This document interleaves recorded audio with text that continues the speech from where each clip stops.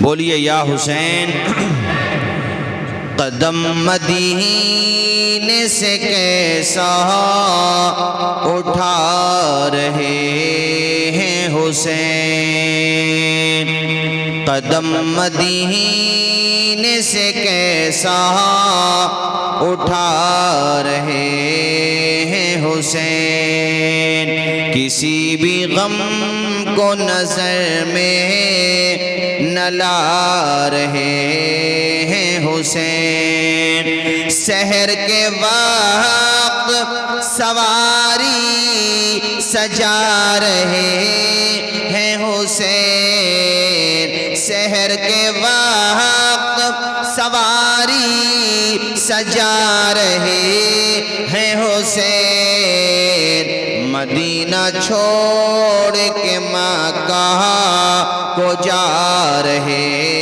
ہیں حسین، مدینہ چھوڑ کے مکہ کو جا رہے ہیں حسین، زمین کرب و بلا پہ ہے حشر کا منظر، زمین کرب و بلا پہ ہے حشر کا منظر، زمین سے لاش اکبر اٹھا رہے ہیں حسین۔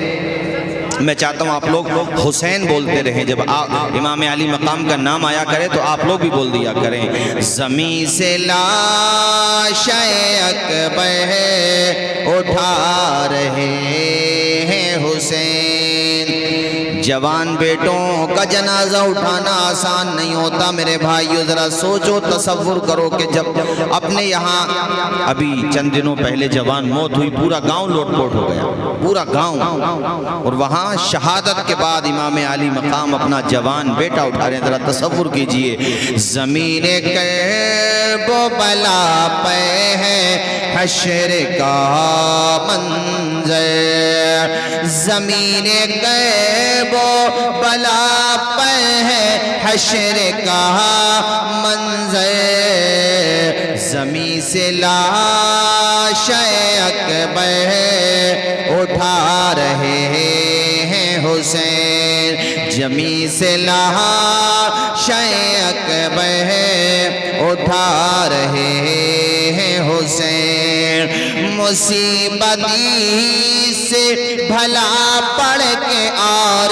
کیا ہوگی، مصیبتی سے بھلا پڑھ کے اور کیا ہوگی، جنازہ ہاتھوں پہ اصغر کا لا رہے ہیں حسین، جنازہ ہاتھوں پہ اصغر کا لا رہے ہیں حسین۔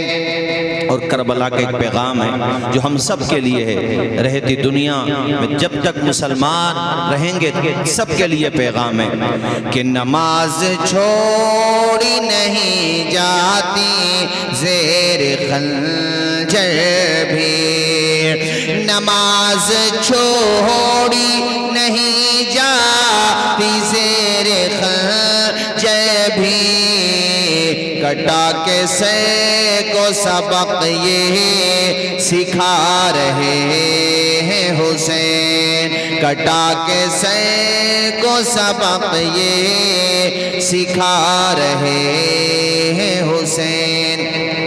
آج تو قاری صاحب مسجدوں میں ماشاءاللہ بعض جگہ تو اے سی بھی ہے، اور اب شاید ہی کوئی مسجد ایسی ہو جہاں پنکھے نہیں ہوں، سمر سیبل بھی ہے، یعنی پانی ختم ہو جائے تو اپنے بٹن دباؤ اور پانی تازہ پانی سے وضو کرو۔ اتنی سہولتوں کے باوجود بھی ہماری مسجدیں ویران ہیں، ہمارے جوانوں کا سارا ٹائم موبائل کے مس یوز میں خرچ ہو رہا ہے۔ اللہ کے گھر سے آج بعض جگہ نماز پڑھنے کے اوپر پریشانی آ رہی ہیں، اس پریشانی کی بہت بڑی وجہ یہ بھی ہے کہ تم لوگ نماز کو پڑھ ہی نہیں رہے ہو۔ سارے لوگ اگر نماز پڑھنے ہی لگیں گے تو پھر نماز پڑھنے پہ پابندی کیوں آئے گی؟ میری بات سمجھ آ رہی ہے آپ؟ میں نے کئی جگہ دیکھا کہ چھوٹی چھوٹی باتوں پہ کسی نے کہیں نماز پڑھ لی، ارے کہیں نماز پڑھی ہے اور وہ کانسٹیٹیوشن کے خلاف ورزی نہیں ہے، اس کے باوجود بھی ہم دیکھ رہے ہیں عام شہرہ پہ کہیں، ارے نماز تو آدمی بھئی کسی کو پریشانی نہیں ہے سائیڈ میں کہیں بھی پڑھ سکتا ہے۔ لیکن اور ایک بہت بڑی وجہ یہ بھی ہے کہ ہمارے وہاں نماز کے حوالے سے بڑی غفلت پائی جاتی ہے۔ اگر محبت امام عالی مقام کا دعویٰ ہے تو نماز کے بغیر یہ دعویٰ مکمل نہیں ہوگا۔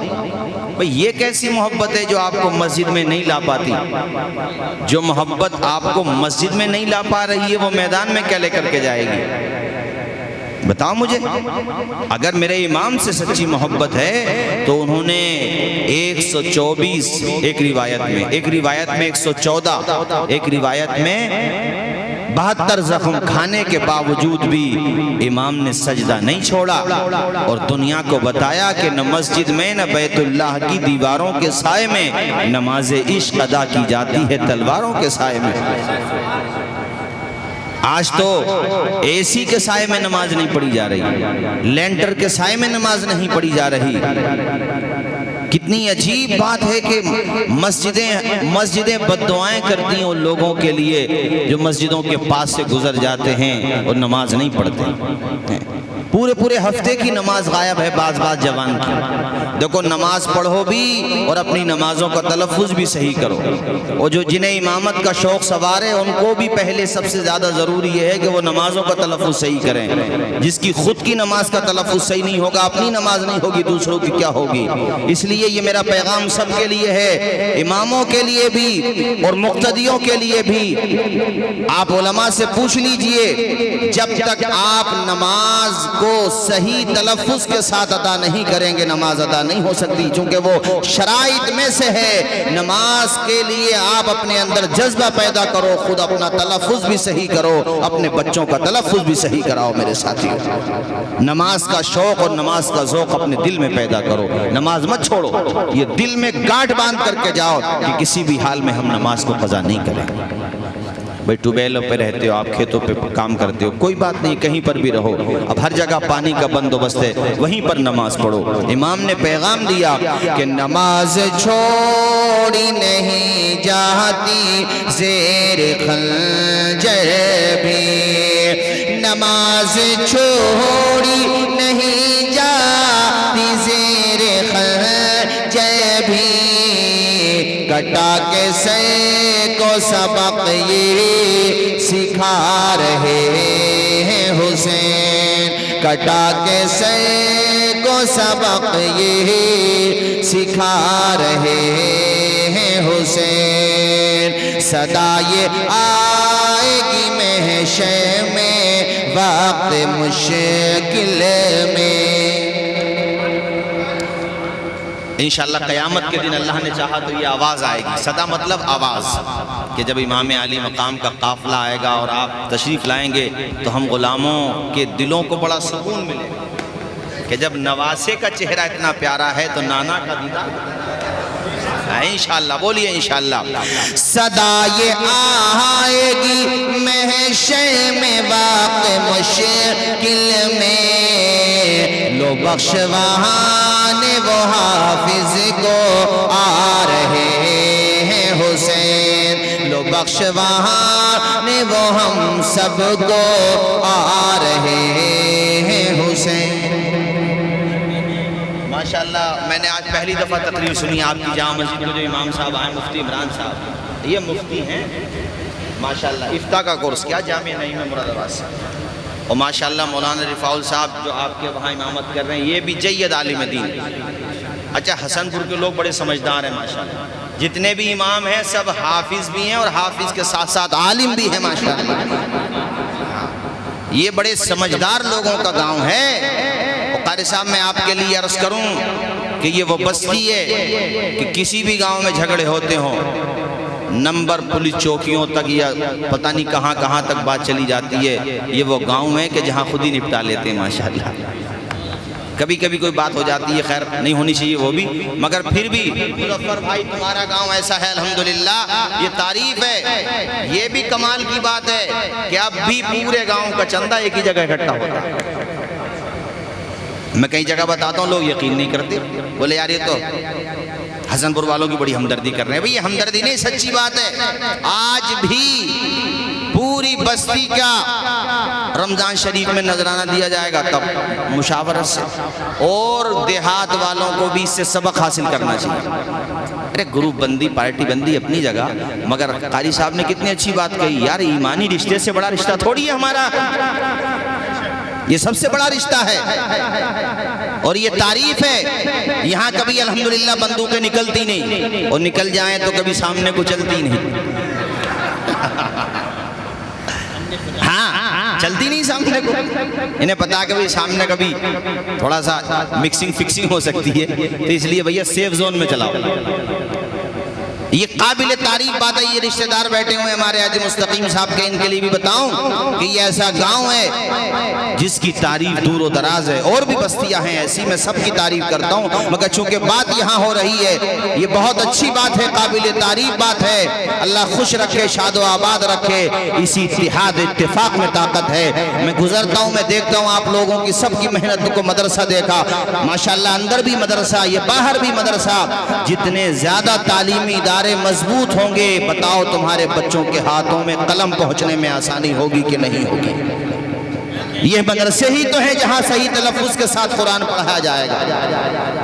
بھئی مسئلہ نہیں بدلے گا، مسئلہ ہے، مدرسوں ہی میں تو صحیح تلفظ سکھایا جائے گا، قرآن شریف کو پڑھایا جائے گا.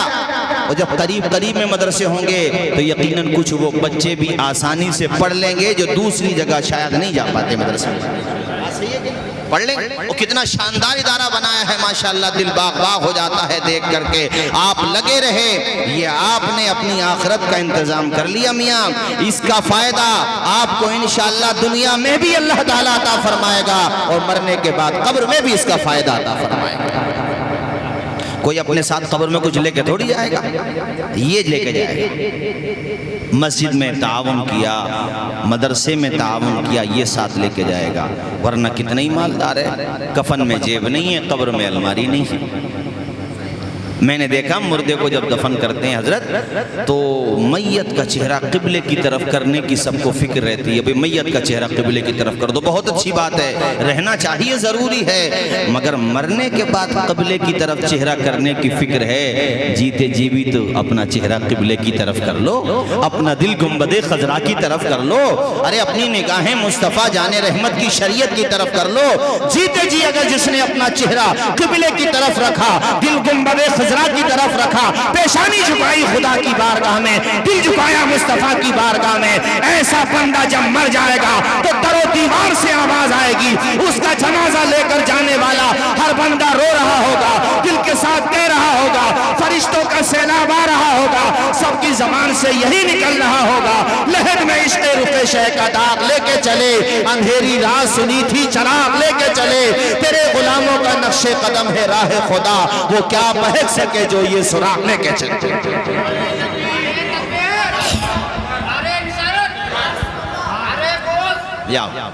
قاری صاحب میں ماشاءاللہ، قاری صاحب بھی اپنے وہاں بہت آئے ہیں. یہ وہ بستی ہے الحمدللہ. بات کرتے تھے خورشید بھائی وغیرہ اور لوگ بھی کہ بھئی مجھے فکر، میں سوچتا مجھ سے بھی کہتے تھے، لیکن لو دو مہینے میں تیار کرتے ماشاءاللہ. حیرت ہوتی ہے، تعجب، کتنا بڑا کام ہو گیا ماشاءاللہ. اب یہ بتاؤ، ہم اور آپ کو تو سب کو قبر میں ہی جانا، بھائی سب کو ہی جانا، لیکن ہماری نسلوں کے لیے یہ تعلیم کا انتظام ہو گیا. آنے والے وقت میں ہمیں خود اپنی نسلوں کو بچانے کا کام کرنا پڑے گا. کوئی تمہاری انگلی پکڑ کے نہیں چلے گا.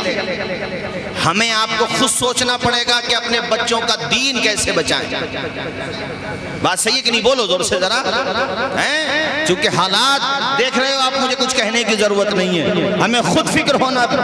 میں تو تقریروں میں جگہ جگہ کہتا ہوں کہ اس بستی سے سبق حاصل کرو، ورنہ معاف کیجئے گا بعض جگہ پیسہ اگر کمایا جا رہا ہے تو خرچ ہو رہا ہے جھگڑوں میں. ایک بستی کا میں نام نہیں لوں گا، وہاں کی رپورٹ یہ ہے کہ اب تک 70-80 لاکھ روپیہ جا چکا ہے، اور دونوں گروپ مگن ہیں، خوش ہیں. ہماری دونوں طرف والوں سے بات ہوئی تو ایک طرف والے کہہ رہے تھے ان کے زیادہ اٹھے ہیں پیسے، تو دوسرے طرف والوں کو صبر یہ سوچ کر کے آ جاتا کہ یار ہمارے اگر زیادہ اٹھے تو تھوڑے بہت ان کے بھی اٹھ گئے. یعنی سوتنوں والا حساب ہے، جیسے سوتنوں میں حساب ہوتا ہے نا، وہ والا حساب ہو گیا۔ ارے خدا نے دولت دی ہے تو کیوں پانی کی طرح بہا رہے ہو یار؟ کسی کی گالیاں سننے سے بہتر یہ ہے کہ اپنے بھائی کی تھوڑی سی برداشت کر لو، اور یہ پیسہ اپنے بچوں کی تعلیم پہ خرچ کر لو۔ نکال دو غصہ، کوئی فائدہ نہیں ہے اس کا کوئی نتیجہ نہیں۔ جھگڑوں سے، لڑنے سے، آپس کے تفرقہ بازی سے، تو نیچا میں اونچا، وہ نیچا وہ نیچا، یہ ان سب باتوں سے کوئی نتیجہ نہیں ہے۔ سب سے اونچا وہ ہے جس کو مدینے والے اونچا کر دیں۔ حضور کہتے ہیں من تواضع للہ رفعہ اللہ، حضور کہتے ہیں جو اللہ کے لیے جھک جاتا ہے، دوسروں کو دعا سلام کرتا ہے، حضور فرماتے ہیں کہ اللہ تعالیٰ اس کو بلند فرما دیتا ہے۔ یہ انتظار مت کرو کہ وہ سامنے والا گروپ دوسرا رکھتا ہے، ارے ہے تو تمہارا دینی بھائی، وہ نظریں بچا کر کے چلا جاتا ہے، تم قریب میں جا کر کے سلام کرو۔ ذرہ برابر حیا ہوگی تو اپنی غلطی کا احساس ہو جائے گا۔ تم یہ مت دیکھو کہ یہ کس برادری کا ہے، یہ کس گروپ کا ہے، یہ کس پارٹی کا ہے، تم تو یہ دیکھو میرے آقا کا امتی ہے، میرے آقا سے محبت کرنے والا ہے، میرے آقا کا دیوانہ ہے، اور سلام کرنے پہ پہل کرو۔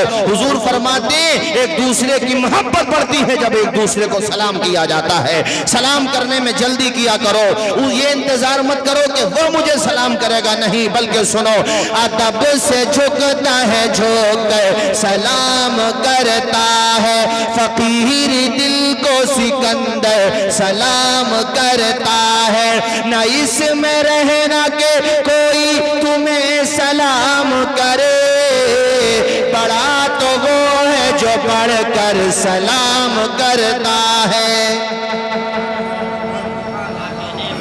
اور ایک بات بتاؤں میں خورشید بھائی، اگر دوسروں کو برائی مت دو کہ وہ پنچایت کرانے نہیں آیا، آنا چاہیے، یہ میں کہتا ہوں جہاں جہاں جن جن بستیوں میں چل رہا ہے اس وقت جانا چاہیے سب کو، مگر ہم نے بھی کچھ لوگوں سے بات کی تو پتا چلا حضرت بعض ایسی ذہنیت اور سوچ کے لوگ ہیں، کتنی کوشش کر لو وہ آپ کو پارٹی مان کے چلے گا، لیکن پھر بھی کوشش کرنی چاہیے، میرا اپنا ماننا یہ پھر بھی، چونکہ کوئی فائدہ نہیں ہے اس بربادی کا، یہ پیسہ بڑی محنت سے کمایا جاتا ہے یار، اپنی ناک اونچی کرنے میں کے چکر میں پیسے خرچ کیے جا رہے ہیں کہ میری ناک اونچی ہو جائے، کتنے فٹ کی کرے گا اپنی ناک، یہ بتا بھائی کہ میری ناک اونچا، آج تک کسی کی ناک اونچی ہوئی ہے؟ بڑی بڑی اونچی ناک والے قبر میں جا کے خدا کی قسم مٹی اوڑھ کے سو گئے، کچھ نہیں ملا انہیں، یقین مانو میری بات، قبر کی مٹی ہی ہماری آخری منزل ہے، قبر کی مٹی کے علاوہ کچھ نہیں ہے ہمارے پاس۔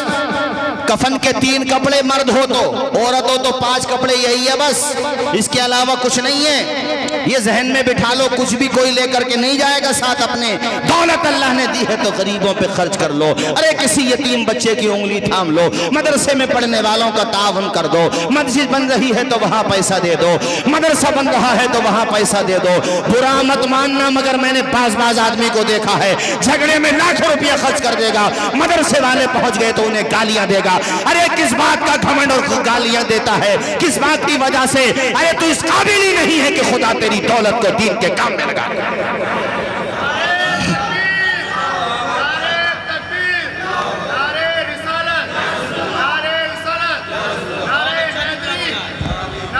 بھائی قاری صاحب ہر کسی کی دولت خدا کو بھی پسند نہیں ہے، بعض کہتے ہیں مجھ سے کہ فلاں تو بڑا کروڑ پتی ہے، بڑی دولت ہے اس کے پاس، بڑی گاڑیاں چل رہی ہیں، بڑی زمین ہے، بڑی سمپتی ہے، بڑی مالیت ہے اس کے پاس، مگر وہ مسجد کو 1 روپیہ نہیں دیتا۔ مسجد کے متولی صاحب یا مدرسے کے بیچارے محنت کرنے والے انتظامیہ مدرسین چلے جائیں تو ان سے بات کرنا نہیں چاہتا، 1 کپ چائے پلانا نہیں چاہتا۔ ارے تو ایسے لوگوں کو دیکھ کر خدا سے دعا کرو کہ مولا اس کا ایمان سلامت رہے، کہیں ایسا تو نہیں ہے کہ یہ ایمان کی سرحدوں سے باہر ہو چکا ہے، کہ اس کا دل خدا کے نام پر نہیں پسیج رہا ہے۔ دوسری طرف اگر حرام کمائی میں پیسہ خرچ کرنے کا نمبر آ جائے تو تجوریاں کھول دیتا ہے، ارے دولت جیسی ہوتی ہے وہیں پر چلی جاتی ہے، اچھے لوگوں کی دولت مسجدوں اور مدرسوں میں جاتی ہے، دین کی راہوں میں چلی جاتی ہے۔ بہت اچھا پیغام ہے، زبردست بھائی بات صحیح ہے کہ نہیں؟ اللہ تعالیٰ جیسی ہوتی ہے وہیں چلی جاتی ہے۔ آپ نے یاد دلایا تو مجھے یاد آیا، ایک صاحب نے کاروبار شروع کیا، بہت دنوں بعد واقعہ سنا رہا ہوں، ادھر ادھر ہو جائے تو اس کو معذرت کے ساتھ، لیکن کافی دنوں بعد مجھے یاد آیا، ایک بزرگ سے ان کا رابطہ ہوا تو انہوں نے سمجھایا بیٹا دیکھو جھکتا ہوا تولنا، سمجھایا جھکتا ہوا، اور بیٹا میری نصیحت یہ ہے کہ نفع کم لینا گراہک زیادہ آئیں گے، نفع کم لینا گراہک زیادہ آئیں گے۔ انہوں نے کہا ٹھیک ہے حضرت۔ اس اصول پہ عمل کیا، اللہ نے ایسا کاروبار چلایا صاحب اس بندے کا، اتنی دکان چلی۔ انہوں نے دھیرے دھیرے پہلے تو شروع میں چھوٹے چھوٹے سامان، پھر بعد میں جب بہت زیادہ گراہک آنے لگے تو فائدہ بھی زیادہ ہونے لگا، اور آج میرا اشارہ اتنا فائدہ ہوا قاری صاحب، اتنا فائدہ ہوا، حکایت کے اندر لکھا ہوا ہے کہ اس بندے نے سونے کا باٹ خرید لیا۔ اب تو وہ سونے کے باٹ کی دکان کے نام سے مشہور ہو گیا، لوگ جو ہے بڑی بڑی دور سے آنے لگے اس کے پاس۔ ایک دن ہوا یہ کہ کوئی صاحب آئے، ان کی نیت خراب تھی اور انہوں نے کسی طریقے سے بہرحال وہ سونے کا باٹ حاصل کیا، وہ لے کر کے چلے گئے۔ اب اس کو یہ تھا کہ حضرت نے جن عالم دین سے ان کا رابطہ تھا، اس لیے علماء کے بھی قریب رہنا چاہیے۔ ظاہر ہے وہ کم از کم مشورہ تو اچھا ہی دے بھئی، وہ شریعت کو پڑھے ہوئے 10 سال پڑھتا آدمی، 15، اب یہ مفتی صاحب جو امامت کر رہے ہیں 8 سال تو عالمیت پڑھی، یعنی فضیلت، اس کے بعد افتاء کا کورس کیا، تو کسی چیز کو پڑھنے کے بعد سمجھ آتی ہے نا، خیرات میں تھوڑی ملتی ہے، جیسے قاری صاحب کہہ رہے تھے کہ بیٹھے بیٹھے مل جائے گی، یار بیٹھے بیٹھے کیسے مل جائے گی بھئی، پڑھنا پڑتا، محنت کرنا پڑتا، بغیر محنت کے کیا مل جائے گا؟ تو ان کے کسی گراہک کے ذہن میں شرایا، اس نے جو ہے وہ کسی طریقے سے حاصل کر لیا، دھوکے سے یا چرا کر کے، وہ بہرحال لے گئے۔ اس نے صبر کیا، کہا نہیں، اسے یقین تھا کہ بھئی میرا تو حلال کا ہے، انشاءاللہ آئے گا، ضرور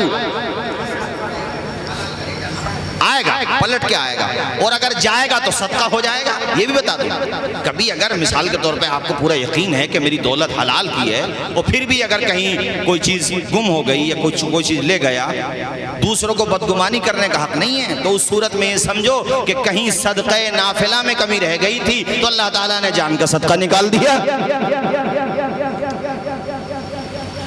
لیکن اگر ایسا نہیں ہے تو پھر گڑبڑ ہے۔ میں نے آپ کو بتا دیا، وہ کہتے ہیں کہ کئی میں حضرت کے پاس جانا ہوا، عالم صاحب کے پاس ہوں، تو دعا سلام ہوئی، دعا سلام کے بعد پوچھنے لگے بیٹا کاروبار کیسے چل رہا؟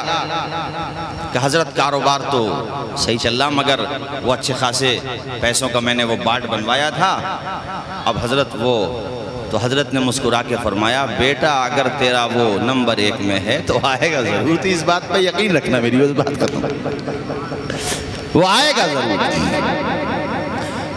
اور پھر وہ کیسے آیا دیکھیے آپ، ہوا یہ کہ ایک دن وہ نہر کے، پہلے نہریں، کنویں اور یہ تالاب زیادہ ہوتے تھے نا، نہر کے پاس سے گزر رہے تھے، انہیں کوئی ضرورت پیش آئی تو کنارے پہ پہنچے تو ان کا باٹ، وہی باٹ کنارے پہ پڑا ہوا تھا، اللہ اکبر، بالکل کنارے پہ پڑا ہوا تھا۔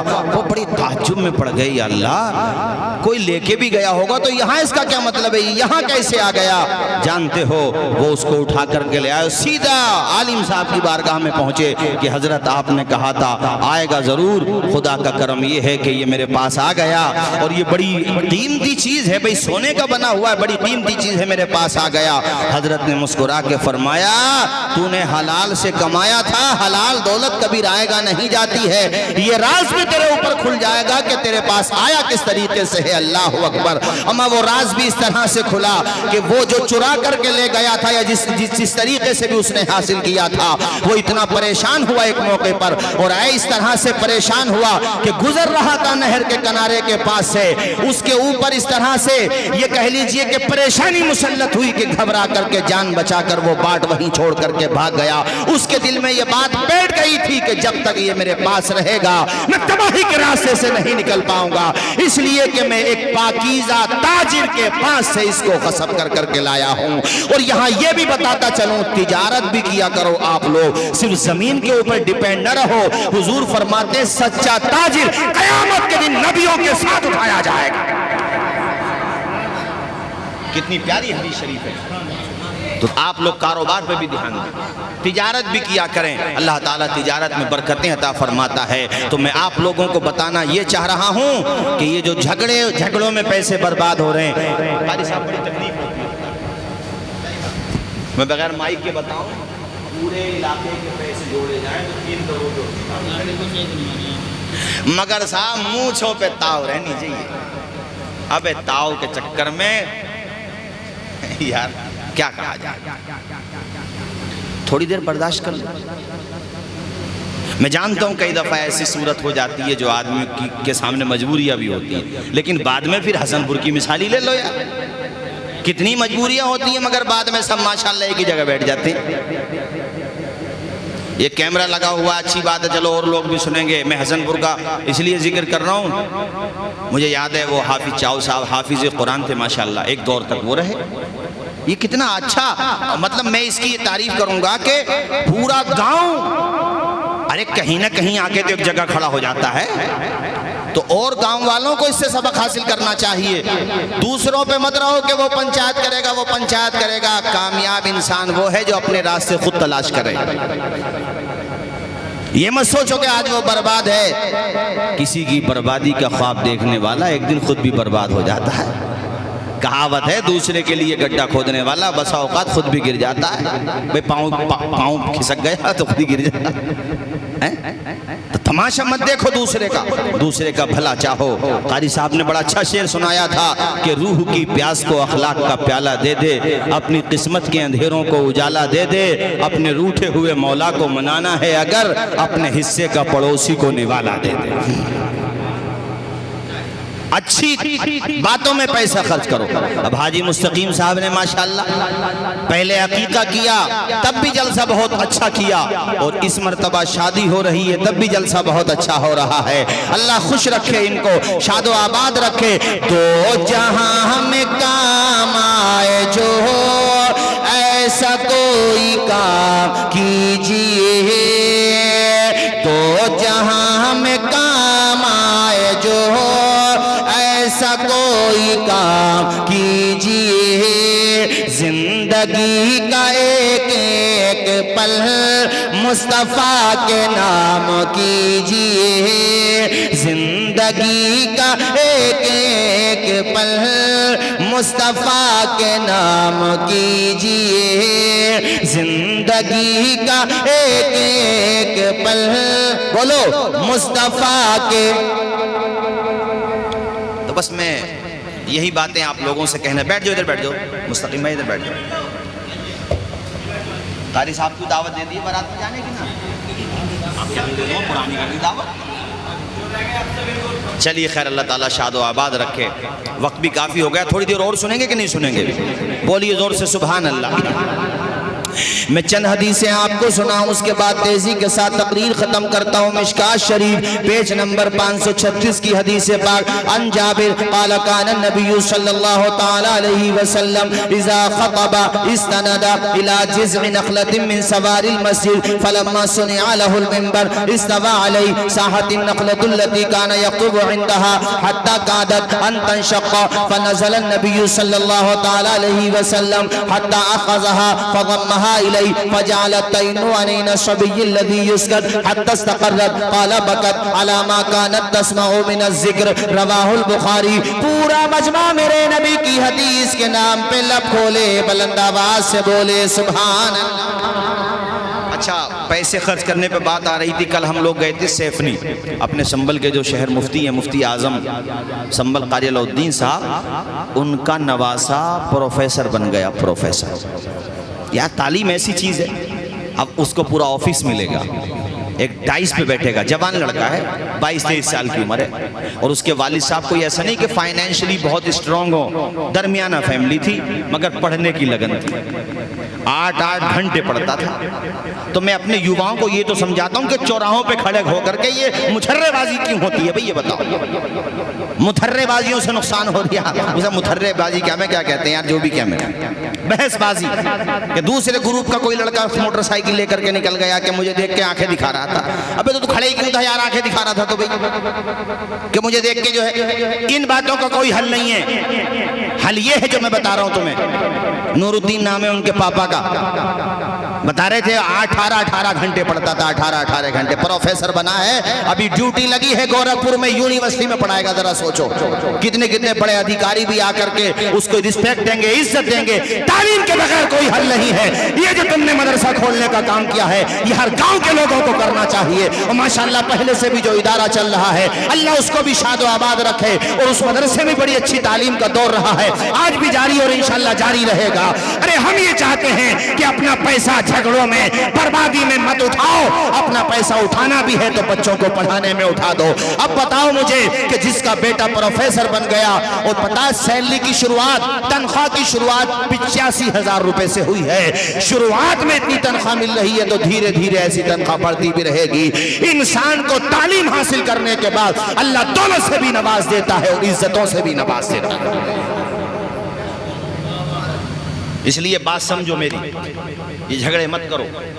کوئی کچھ کہہ رہا کہنے دو. مولا علی شیر خدا کا مجھے ایک قول یاد آتا ہے, فرماتے میں کسی کے پاس سے گزرتا ہوں, اگر وہ الٹی سیدھی باتیں کرتا تو میں یہ سوچ لیتا ہوں کہ کسی اور کے بارے میں کر رہا ہوں. یہی سوچ لو اور ذہن بناؤ بچوں کو پڑھانا ہے. ارے تم ارادہ بناؤ گے تو انشاءاللہ یقین تو رکھو اللہ کی ذات پر. سورج کی طرح چمکنا چاہتے ہو تو سورج کی طرح پگھلنا بھی سیکھو. ہاتھ پہ ہاتھ رہ بیٹھے تو روٹی بھی نہیں ملتی, اس کے لیے بھی حرکت کرنا پڑتی ہے. اور اپنے وہاں کہاوت بھی ہے کہ حرکت میں برکت ہے. من بناؤ. جب ماشاءاللہ سیفنی میں مفتی اعظم سنبل کا نواسا پروفیسر بن سکتا ہے تو حسن پور میں اگر آپ من بناؤ گے تو انشاءاللہ کیوں نہیں پڑھا سکتے اپنے بچے کو. ایک حافظ قرآن حیدرآباد کا محمد جنید, پتہ ہے آپ کو, حافظ قرآن. لوگ حافظوں کو, عالموں کو, بعض لوگوں کو تو پیشہ یہ بن گیا ان کی روٹی ہضم نہ ہوگی جب تک اماموں کے بارے میں 4-5 باتیں نہ کر لیں گے. افسوس کی بات ہوتی ہے, تکلیف کی بات ہے. وہ عالم ہوتا ہے. ایسا نہیں ہے کہ آپ یہ کہہ دو کہ بھئی کہ صاحب کوئی شرعی کمی ہے تو بات الگ ہے, ورنہ یہ سوچنا چاہیے کہ عالم جو ہوتا ہے وہ 10-12 سال پڑھتا ہے, معمولی بات نہیں ہے. خود سیدھا میں پڑھا ہوں مدرسے, مجھے پتا ہے خدا کی قسم کہ کتنی پریشانیوں سے علم حاصل ہوتا ہے. ہم تو ماشاءاللہ قاری صاحب ہم لوگ گھر سے ٹھیک ٹھاک ہیں, مگر میں بتا نہیں سکتا بعض بچے کتنی پریشانی میں علم حاصل کرتے ہیں. ناشتہ بھی نصیب نہیں ہوتا یار, مگر ایک جذبہ ہوتا پڑھنے کا. آپ روزانہ 1 گھنٹہ قرآن شریف نہیں پڑھتے, مدرسے میں جو بچہ پڑھتا, پتا کتنا قرآن شریف پڑھتا, وہ فجر سے لے کر کے 12 بجے تک وہ بچہ قرآن شریف پڑھتا. ذرا سوچئے آپ, سو جائے گا ظہر کی نماز کے بعد استاذ بیٹھے گا تو عصر تک قرآن شریف پڑھے گا, عصر کے بعد گھومنے جائے گا, اس کے بعد مغرب کی نماز پڑھے گا, پھر قرآن شریف پڑھے گا. اما ولایت کسے کہتے ہیں؟ وہ چلتے پھرتے ولی ہوتے ہیں, وہ جو بچے ہوتے ہیں ذرا سے. اور ان بچوں کے لیے میں کہوں گا کہ یہ بستی ایسی بستی ہے, بلکہ ہمارا سارا علاقہ, ہیبت پور ہو, چندائن ہو, نصیر پور ہو, حاجی پور ہو, یہ تمہارا راما بزرگ ہو, پھلسنگا ہو, پنسوکا ہو, تمام گاؤں میں جہاں بھی مدرسے چل رہے ہیں, یہ اللہ کا شکر ادا کرتا ہوں. اور جگہوں پر جا کے تقریروں میں بتاتا بھی ہوں کہ ہمارے وہاں پر جو بچے مدرسوں میں پڑھتے ہیں, ان بچوں کو جو بھی گھر والا کھانا کھلاتا ہے اتنا ہی پیار دیتا ہے جتنا سگے بیٹوں کو پیار دیتا ہے. اگر عید کے موقع پر اگر اپنے سگے بچوں کے کپڑے بنیں گے تو مہمان رسول کے بھی کپڑے بنیں گے. بلکہ ہماری مائیں, بیٹیاں, بہنیں تو اتنا سامان دیتی ہیں کہ وہ ماں یہ سوچتی ہے کہ میرے بیٹے کو کھانا بعد میں ملے, وہ میرا اپنا ہے, لیکن یہ جو مہمان رسول ہے اسے کھانا پہلے مل جائے. اس معاملے میں ماشاءاللہ اس بستی کا بھی کوئی جواب نہیں ہے, اور یہ ہونا بھی چاہیے. یہ بات دنیا والوں کو آج سمجھ میں نہیں آتی, لیکن اللہ کی قسم آنکھیں بند ہوتے ہی یہ بات ضرور سمجھ میں آ جائے. اس لیے میں ان کو بھی اچھا مشورہ دینا چاہتا ہوں جنہوں نے پیشہ بنا لیا ہے علماء کے بارے میں بات کرنے کا. یار علماء کا کسی سے کہہ لے, وہ شریعت کی بات کرے گا, اس کی مجبوری ہے. اگر وہ نہیں کرے گا تو قیامت میں پکڑا نہیں جائے گا. وہ حضور ارشاد فرماتے ہیں کہ جب فتنے برپا ہو رہے ہوں ایسے وقت پر علماء جو خاموش رہیں گے, قیامت کے دن ان کو آگ کی لگام پہنائی جائے گی کہ تم نے بات بتائی کیوں نہیں. اس لیے نہیں بتائی کہ لوگ برا کہیں گے, نہیں بتاؤ, تم کوئی مانے نہیں مانے وہ جانے. اور میں اس بات کو کہوں گا ماشاءاللہ اللہ کا شکر ہے ایسے علماء موجود ہیں جو حق بات بتاتے ہیں. اب ہم ابھی قاری صاحب نے کتنی اچھی بات کہی، یہ چاہتے دوسرا پروگرام بھی کر سکتے تھے، مگر پھر ہم ان سے سامنے کہتے کہ آپ آئی جی ہو کر کے ڈانس پارٹی کر رہے ہو، مگر انہوں نے ماشاءاللہ ایسا کام کیا کہ خود اپنے گھر میں بھی رحمت کی برسات کا انتظام کیا، اور ہم بھی کہہ سکتے ہیں کہ ماشاءاللہ اللہ نے اگر ہائی جی بنایا ہے تو اس کا لحاظ بھی انہوں نے کر کے دکھایا ہے۔ زیادہ یہی تو بات شیطان ڈال سکتا ہے کہ مجمع کم آیا، یہ کم نہیں ہے، بہت ہے، اور جو ہے وہ تو نظر بھی نہیں آ رہا ہے، وہ تو یہاں سے لے کے آسمان تک ہے۔ اور یہ میں حدیث سے بتا رہا ہوں، کبھی سوچو کہ مولانا جو ہے کیا کہہ رہے ہیں، حدیث سے ہے یہ۔ اللہ تعالیٰ فرشتے بھیجتا، زمین پہ جگہ جگہ گھومتے ہیں وہ فرشتے، ان کی ڈیوٹی یہ ہوتی ہے دیکھو کہاں میرے محبوب کا جلسہ ہو رہا ہے، کہاں خدا رسول کی محفل سج رہی ہے، وہیں آ کے بیٹھ جاتے ہیں، وہ بھی یہ کھڑے ہو جاتے ہیں، بیٹھ جاتے ہیں۔ اب ذرا سوچو یہ جتنے ہیں بہت ہیں، یہ نہیں بھی ہوتے تب بھی وہ ہوتے۔ بات سمجھ آئی کہ نہیں؟ بولو ذرا زور سے، تب بھی وہ ہوتے۔ تو یہ کام آپ نے اچھا کیا تو ہماری ذمہ داری ہے جو اچھا کام ہوگا اس کو اچھا کہا جائے گا، لیکن اس کی جگہ اگر آپ دوسرا کام کرتے تو ہم یقیناً آپ سے ناراض ہوتے، اور ابھی بھی بعض لوگ نہیں مانتے۔ ان کو ماننا چاہیے، اللہ تعالیٰ خوشیاں دینا جانتا ہے تو واپس لینا بھی جانتا ہے، ہاں رلا بھی دیتا ہے وہ۔ انسان کو اکڑ پھو نہیں ہونا چاہیے، جو اکڑا ہے خدا نے اسی کو پکڑا ہے۔ یہ نہ سوچے کہ اللہ نے بڑی دولت دے دی تو کچھ بھی کر لوں، کہ قارون سے زیادہ دولت ہے تمہارے پاس، کسی کے پاس، کہ نمرود سے زیادہ پاور ہے، مگر اللہ تعالیٰ نے جب پکڑا تو میں خزانوں کے زمین میں دھسا دیا قارون کو۔ بتاؤ دھسایا کہ نہیں دھسایا؟ بولو زور سے ذرا۔ یہ قریب میں شری لنکا والا بھی کہ یہ بھی بند، وہ بھی بند، نماز بھی بند، اذان بھی بند، اور پتہ نہیں کیا کیا بند کر دیا، تو یہ بھی بند، وہ بھی بند، سب کچھ بند کر دیا۔ اور آج دیکھ لو جب قدرت کی لاٹھی بے آواز برسی مظفر بھائی، تو وہی کے لوگوں نے اتنا ٹارچر کیا کہ اس کے گھر میں وہ ملک چھوڑ کے بھاگ گیا۔ اللہ نے بتا دیا حکمران ہم ہی ہیں، مہلت دینا اور ہے، طاقت ہونا اور ہے۔ مہلت میں اور حقیقی طاقت میں بڑا فرق ہے۔ اللہ تعالیٰ مہلت دیتا، املیت للذین کفروا، اللہ کہتا مہلت دے دیے، ثم اخذتہم، بعد میں پکڑ بھی لیتے ہیں، جب چاہے پکڑ لے، جسے چاہے پکڑ لے۔ اس نے مہلت دے دی تو یہ نہ سمجھو کہ کچھ بھی کر لے، نہیں، تمہارے ہاتھ میں کچھ نہیں ہے، اللہ نے صرف مہلت دی ہے۔ تم نے کسی پرندے کو اس میں پنجرے میں قید کر لیا، اس کے سامنے مٹھائیاں اور جو چیزیں وہ کھاتا رکھ دی، اور اسے کہ پتا کہ پنجرا تو اس کے ہاتھ میں ہے جو میرا مالک ہے۔ تو اللہ نے اگر کچھ طاقت، کچھ دولت، کچھ دے دیا تو ہو تو تم اللہ ہی کے دست قدرت میں کہاں نکل جاؤ گے؟ یا معاشر الانس والجن ان استطعتم ان تنفذوا من اقطار السماوات والارض فانفذوا لا تنفذون الا بسلطان۔ اے جن اور انسان کی جماعت، تم کیا سمجھتے ہو کہ تم میری سلطنت سے باہر نکل جاؤ گے؟ اللہ کہتا ہے جن اور انسان نکل کے دکھاؤ، جہاں جاؤ گے میری قدرت کا جلوہ پاؤ گے۔ نہیں نکل سکتے، آسمان میں جا کر کے اڑ جاؤ، جب وہ چاہے تو ہوائی جہاز بھی کریش ہو جاتا ہے یار، سیٹلائٹ کا سسٹم بگڑ جاتا ہے۔ اللہ نے مہلت دے دی ہے تو خود کو خدا نہ سمجھو۔ اگر انسان کو اتنی ہی طاقت ہوتی تو سب سے پہلے وہ موت کا علاج تلاش کرتا، لیکن آدم علیہ السلام سے لے کر آج تک دنیا میں کسی کے پاس موت کا علاج نہیں ہے۔ اس کا مطلب یہ ہوا کہ طاقت اسی کی ہے جس نے انسان کو پیدا کیا ہے۔ ورنہ بتاؤ قاری صاحب، موت کا علاج سب سے پہلے کرتا کوئی مالدار آدمی یہ چاہتا کہ مجھے موت آ جائے؟ مروا دیتا قاری صاحب، کوہلوں میں نکلوا دیتا غریبوں کو۔ تو صحیح بتا رہا ہوں میں، اللہ تعالیٰ نے وہ تو نکیل اس کے دست قدرت میں ہے، بس تھوڑی سی مہلت میں تو یہ حال ہے بھئی، تھوڑی سی مہلت میں تو طاقتور انسان بعض کیڑے مکوڑے سمجھتا ہے کمزوروں کو، غریبوں کو، بیچاروں کو۔ بھئی خورشید بھائی، تھوڑی سی مہلت ہی تو ہے، 5-10 سال کی مہلت ہی تو ہوتی ہے ان لوگوں کو، اس میں بھیجا خراب ہو جاتا ہے۔ میں یہ سوچتا ہوں کہ بھئی یہ مثال کے طور پہ چند سالوں کا معاملہ ہے، اگر انہی کو 100 سال دے دیے جائیں تو میرے خیال سے تو زندہ نہیں رہتا۔ یاد رکھو، طاقت صرف اور صرف اس کی ہے جس نے پورے سنسار کو پیدا کیا۔ بولو زور سے، کس کی ہے؟ اللہ کی طاقت ہے، خدا کی طاقت ہے، سنسار کے رچیتا کی طاقت ہے۔ بڑی بڑی طاقتوں کو اس نے ختم کر دیا، مٹی سے بنایا، مٹی میں واپس ملا دیا۔ ارے ہڈیاں بھی نہیں ملیں گی قبروں میں جا کر کے تو دیکھو، اس لیے تو حضور نے فرمایا قبروں کی زیارت کرو، اس لیے کہ قبروں کو دیکھو گے تو تمہیں آخرت کی یاد آئے گا۔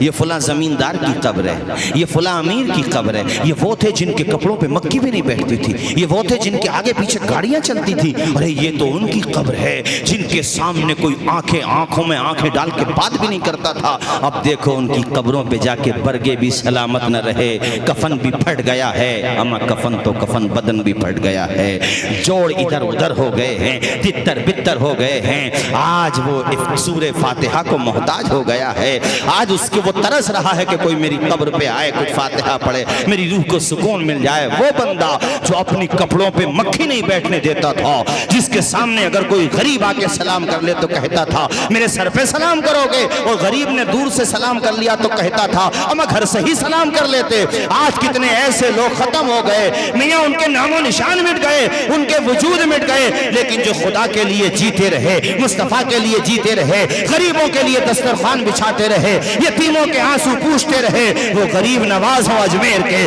وارث پاک ہو دیوا شریف کے، صابر پاک ہو کلیئر شریف کے، امام احمد رضا ہو بریلی شریف کے، وہ دنیا میں بھی چمکتے رہے، آج بھی چمک رہے ہیں۔ ان کے مزاروں پہ چلے جاؤ، خانقاہوں میں چلے جاؤ، ہر جگہ گویا کہ روحانی طور پر کوئی کہتا ہوا نظر آئے گا، نہ بادشاہ نہ کوئی وزیر زندہ ہے درے نبی کا، مگر ہر فقیر زندہ ہے۔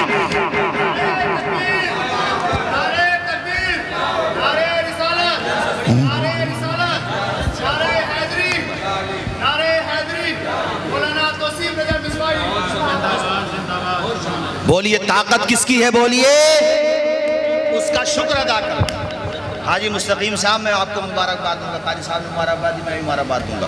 آپ نے بہت اچھا کیا، اس کی جگہ دوسرا کرتے، میں جانتا ہوں پبلک بہت ہوتی، لوڑ لواڑ بہت ہو سکتی ہے، میں مانتا ہوں، مگر جتنی لوڑ لواڑ زیادہ ہوتی اتنی ڈنڈے بھی زیادہ پڑتے قبر میں، کیونکہ گناہ بڑھتے اس سے۔ لیکن آپ نے جو کام کیا اس سے آپ کے نامہ اعمال میں ثواب ملے گا، ہم جو بول رہے ہیں ہمیں بھی ملے گا، لیکن چونکہ آپ ذریعہ بنے نا تو آپ کو زیادہ ملے گا۔ طاقت صرف اس کی، ارے اس کا تو شکر ادا کریں کہ یا اللہ میرے مالک تیرا شکر ہے، تو نے ہمیں یہ شعور دیا کہ عبادت اس کی ہوگی جس نے بنایا ہے، یہ پیشانی جھکے گی تو صرف اسی کی بارگاہ میں جھکے گی، اور اس بات کا شکریہ ادا کرتے کرتے ہم پوری زندگی بھی گزار دیں کہ مولا تو نے ہمیں آخری نبی کی امت میں پیدا فرمایا، تب بھی اس کا حق ادا نہیں ہو سکتا۔ قدر نہیں ہے ہمیں اور آپ کو۔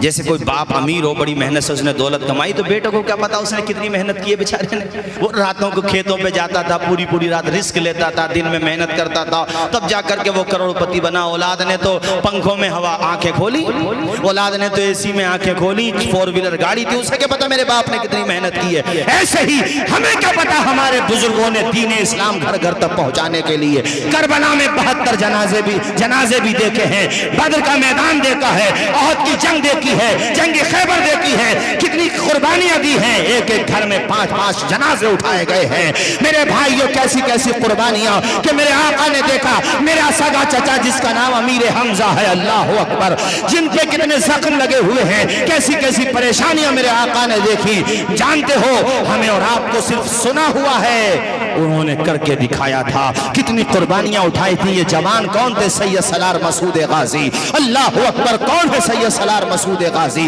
جوانی کا دور ہے، اپنی ماں کی مستجاب دعاؤں کا نتیجہ ہے سید سالار مسعود غازی، اپنے والد کی تہجد کی دعاؤں کا نتیجہ۔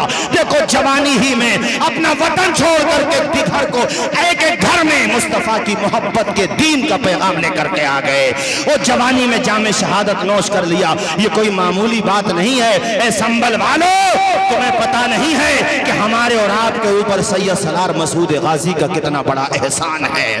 میں تو یہ چاہتا ہوں کہ کم از کم سنبل میں ہر کسی کو ان کی تاریخ معلوم ہونا چاہیے، ان کا اتہاس معلوم ہونا چاہیے، اور ان کی قربانیاں معلوم ہونا چاہیے۔ ارے یہ شیخ 50 میاں ہمارے سنبل میں آرام فرما رہے ہیں، شیخ خاتم میاں ہمارے سنبل میں آرام فرما رہے ہیں، شاہ بنگالی ہمارے سنبل میں آرام فرما رہے ہیں۔ دنیا والے انہیں کچھ بھی بولیں، مگر سچ یہ ہے کہ اہل سنبل کے گھروں میں جو ایمان کی شمع روشن ہیں، انہی بزرگوں کے قدموں کی برکتوں سے روشن ہے۔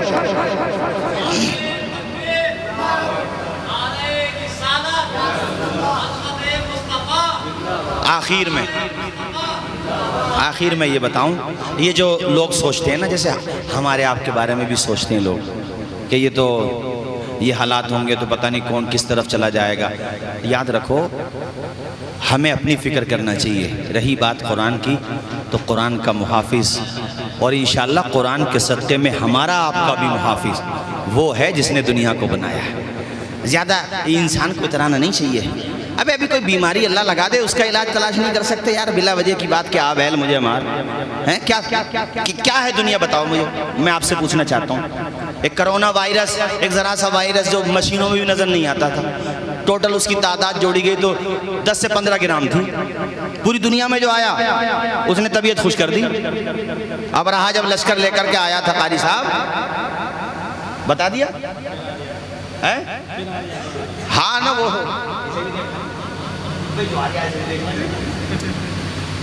آیا. حضرت عبد المطلب جو میرے حضور کے دادا جان، وہ خانہ کعبہ کے متولی تھے، ان کے اونٹ کھول کے لے گیا سب، اور دھمکی دینا مقصد تھا کہ ایسا نہ تو ایسا آئے گا. آپ تھے نہیں، وہ اپنے جہاں اس نے پڑاؤ ڈالا تھا خیمے میں لگا لیے تھے. شام میں گھر کو آئے تو بتایا ایسے ایسے. آپ گھبرائے نہیں بھی، ہاشمی خون ہے، گھبرانے کا کیا مطلب؟ حضور کے دادا ہیں، ڈرے نہیں آپ، چلے گئے. جا کر کے آواز دی، ابرہا باہر نکل گیا. بادشاہ نہیں کہا، ابرہا نام لے کر کے بلایا، باہر نکل گیا. اس لیے کہ وہ جس کا بادشاہ ہوگا یہ خانہ کعبہ کا متولی ہے، حضور کا بننے والا دادا ہے، یہ کیوں ڈرے گا کسی سے؟ نہیں نکل گیا باہر. اس نے بڑا عجیب سا فیل کیا کہ میرے سامنے تو بڑے بڑے اچھے نہیں بول پاتے، ان کے پتے پانی ہو جاتے ہیں، پیروں تلے زمین کھسک جاتی ہے، ہمت نہیں ہوتی. یہ کیسا آدمی ہے جو ڈر نہیں رہا ہے؟ قریش مکہ، یعنی یہ کہہ لو کہ مکہ والوں کا سردار، خانہ کعبہ کا متولی، قریش مکہ کا سردار، یہ کیوں نہیں ڈر رہا ہے؟ اس نے جب پوچھا تمہیں ڈر نہیں لگتا تو عبد المطلب بولے جو خدا سے ڈرتا ہے وہ کسی سے نہیں ڈرتا ہے. ہم ایک سے ڈرتے ہیں، اس لیے کسی ایک سے نہیں ڈرتے، ایک سے ڈرتے ہیں بس. تو کہا تمہیں پتہ چلے گیا ہوگا ہم آئے کیوں میں. کہا وہ تو مجھے پتا ہے، مجھے میرے اونٹ بتاؤ کدھر کھڑے ہیں. مجھے اپنے اونٹوں کی زیادہ فکر ہے اس وقت، میں جو اونٹ بتاؤ. تو اس نے کہا بتاؤ کتنی عجیب بات ہے، تم متولی ہو خانہ کعبہ کے، ہم تمہاری آن بان شان پر حملہ کرنے آئے ہیں، ہم خانہ کعبہ توڑنے آئے ہیں، تمہیں اپنے اونٹوں کی پڑی ہوئی ہے.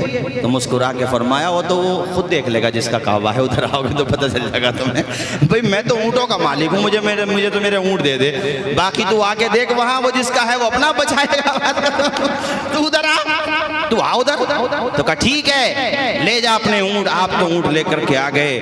کتابوں میں یہ ہے کہ وہ جن ہاتھیوں پہ آیا تھا نا، ان ہاتھیوں کو جب خانہ کعبہ کی طرف کرتا تھا تو وہ ہاتھی منع کرتے تھے، گردن بے زبان تھے مگر منع کرتے تھے.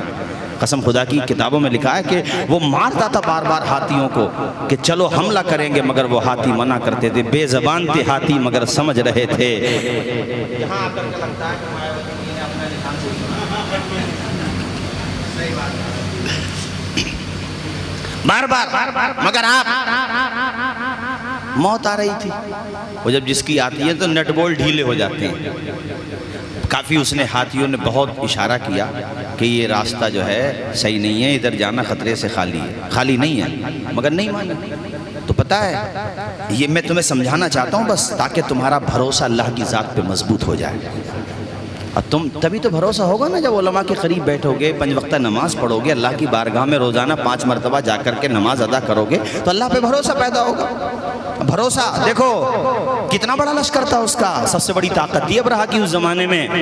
جس جگہ جاتا تھا لوگ راستے میں نکل کے استقبال کیا کرتے تھے ابرہا کا. ایسا بادشاہ تھا وہ، اتنی طاقت تھی اس کی. اللہ تعالیٰ نے اس کو مٹانے کے لیے فرشتوں کی فوج نہیں بھیجی، نہیں کوئی بڑی مخلوق بھی نہیں بھیجی. اللہ کہتا الم تری کیف فعل ربک باصحاب الفیل، تم نے دیکھا نہیں ہم نے ہاتھی والوں کا کیا کر دیا. اور کیا کر دیا؟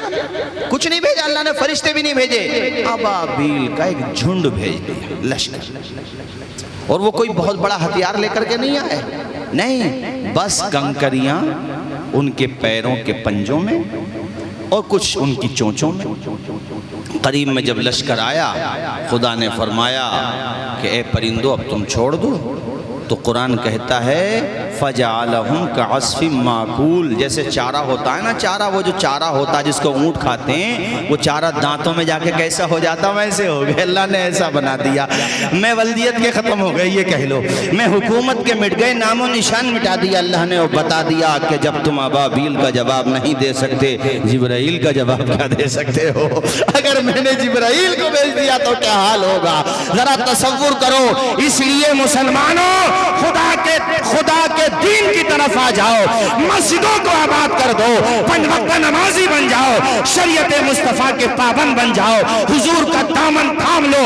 آج بھی روح اقبال تمہارے ذہنوں کو جھنجھوڑ کر کے کہہ رہی ہے کہ محمد سے وفا تو نے تو ہم تیرے ہیں، یہ جہاں چیز ہے کیا لوح و قلم تیرے ہیں۔ کچھ بھی کرنے کی ضرورت نہیں ہے، بس اپنے آپ کو بدلنے کی ضرورت ہے، بس بات۔ 5 وقت نمازی بن جاؤ، اللہ تعالی ہم سب کو حسن عمل کی توفیق عطا فرمائے۔ اور وہ کعبہ آپ نے فرمائش کی تو میں اسی طرف آ رہا تھا، اور اس لیے میں نے واقعہ بھی سنا دیا کہ وہی کعبہ جسے مٹانے ابرہا آیا مگر اللہ نے بچایا۔ زور سے بولو اللہ نے، اونچا بولو نا اللہ نے۔ اور وہی کعبہ آئے ہے یہی مہینہ جو ذی الحجہ کا مہینہ، اس مہینے میں ان کی یاد تازہ کی جاتی ہے۔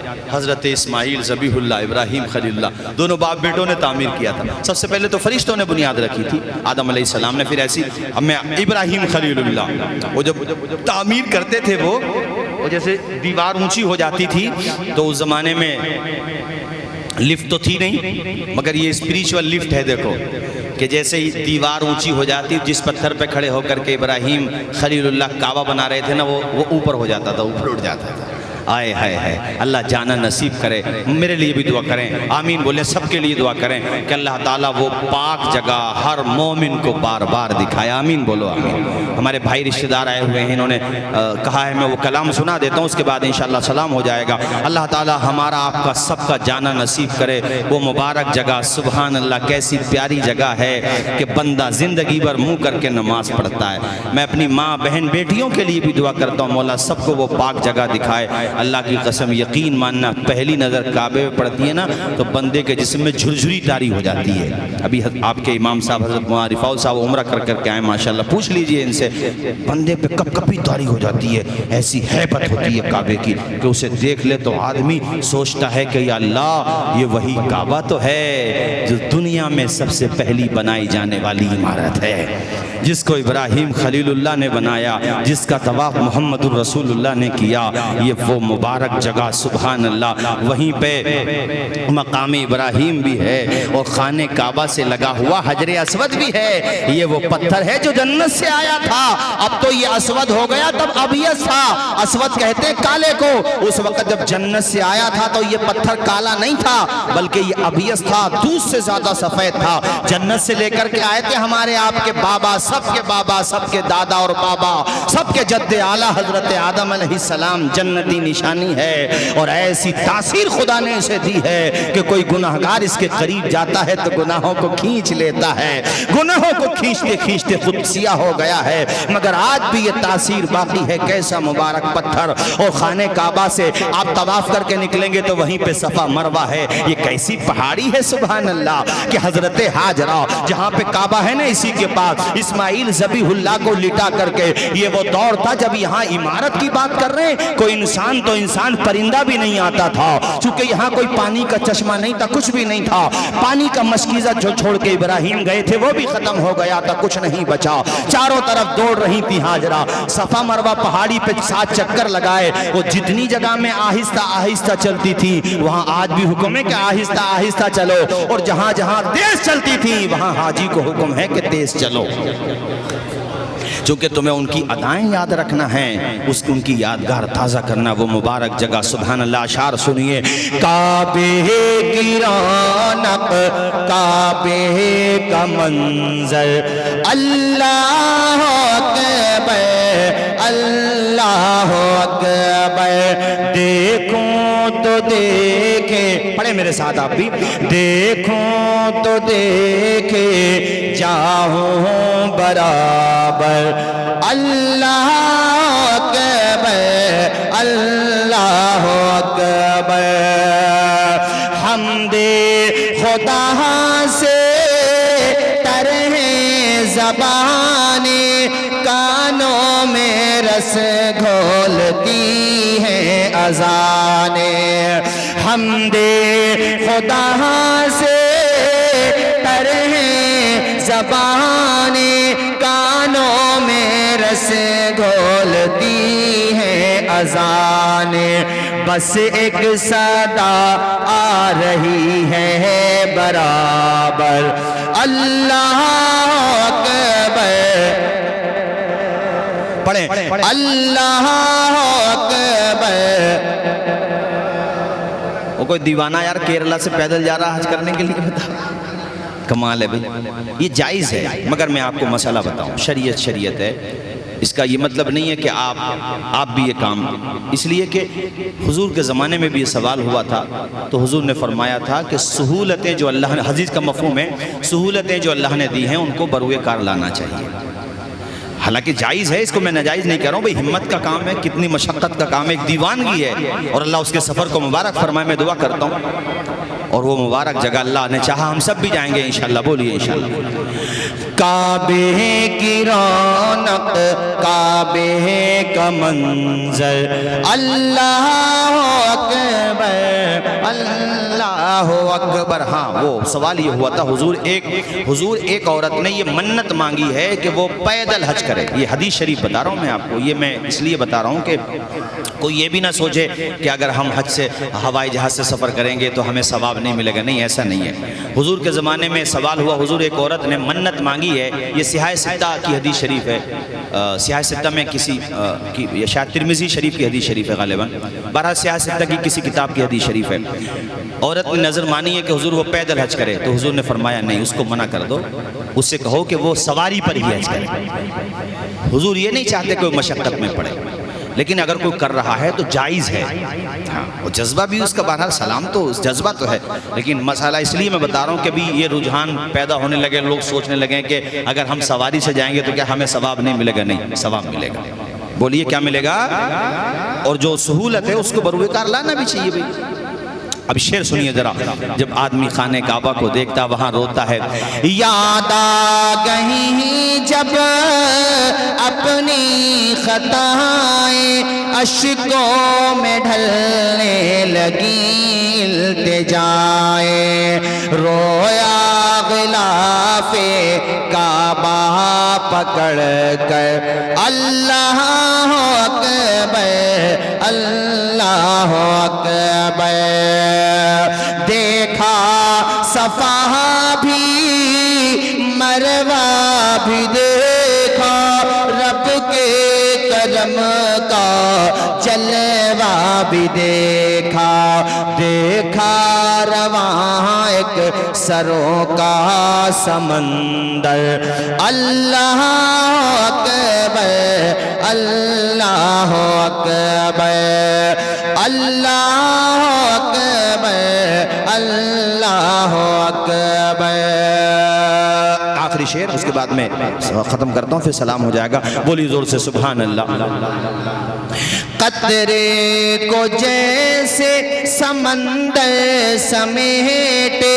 مجھ کو مطاف اپنے اندر سمیٹے جیسے سمیٹے آغوش مادر اللہ اکبر اللہ اکبر کعبے کی رونق کعبے کا منظر اللہ اکبر